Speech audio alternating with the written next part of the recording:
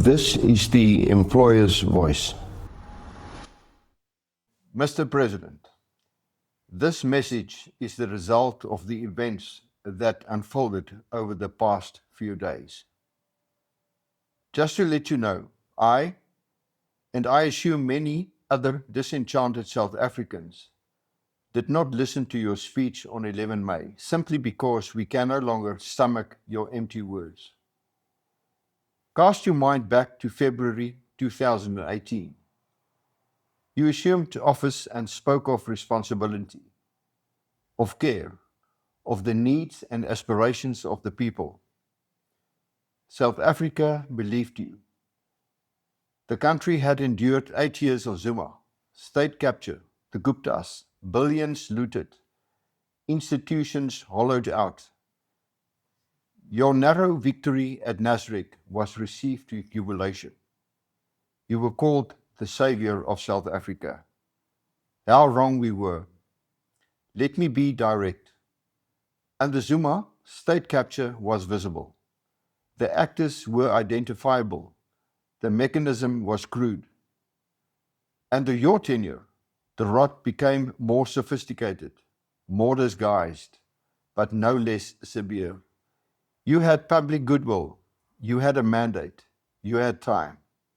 You took the wrong path. Instead of leading South Africa into a brighter future, you took it further into the abyss.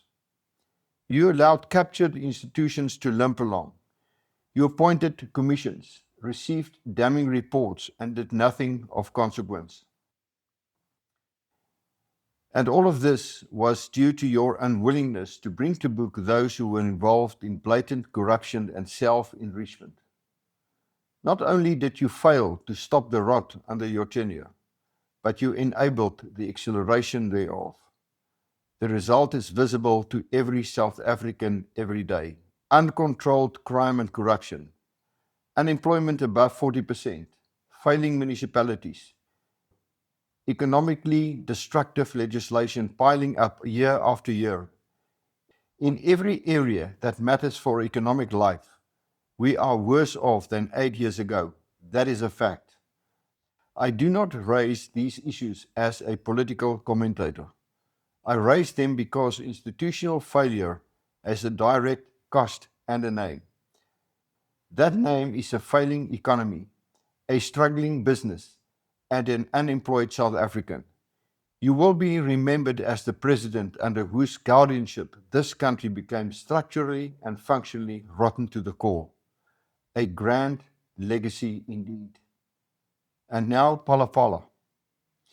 You may use the legal process to delay the consequences. You may weaponize the doomsday scenario. You may manage the political fallout inside the ANC. But you cannot manage public opinion indefinitely. There are too many unanswered questions, and every day those questions go unanswered, more people draw their own conclusions.